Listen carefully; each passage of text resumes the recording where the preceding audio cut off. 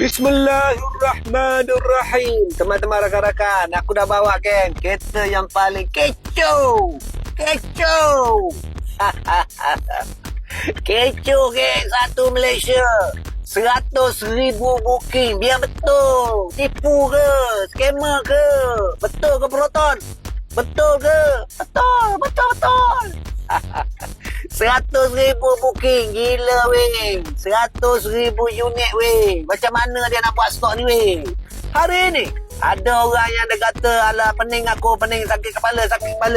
Bulan 12 tak dapat lagi. Lepas tu nak color merah. Hari ni aku bawa kepada kamu kereta yang paling popular dalam kategori booking sehingga 100,000.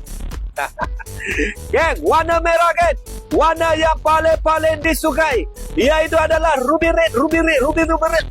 Sorry. Laju. Slow. Proton Saga MC3 1.5 auto geng. Yang ni model eksekutif 2025. Kereta test drive geng, aku dah buka stiker dia, maka aku nak jual kepada anda di luar sana yang sekarang sedang sentap. Disember tahun lepas tak dapat lagi sekarang. Kita dah nak raya haji ni. Berapakah harganya?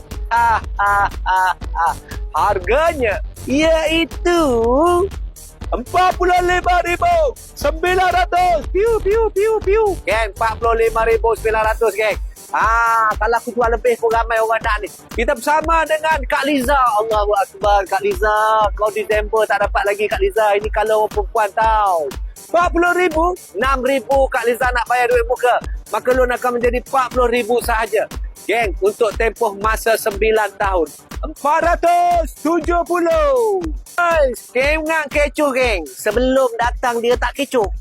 Sebelum engkau kemari, tiada resah, tiada kala merah. Kala merah yang cantik geng. Yang kedua, desain belakang yang cun melecun. Yang ketiga, sungguh luas geng. Boleh masuk 1, 2, 3, 4, 5 bangla boleh masuk. Geng, kita tengok ruangan dalam. Slow, sungguh cantik.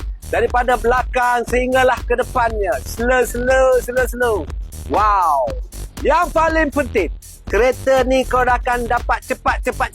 Yang kerana dah tunggu sampai Disember, sampai sekarang sahaja, aku tengok ramai yang kena lipat. Cepat kata, lepas tu kena lipat. Kereta kena tunggu lama ni geng. 8 bulan dijangkanya.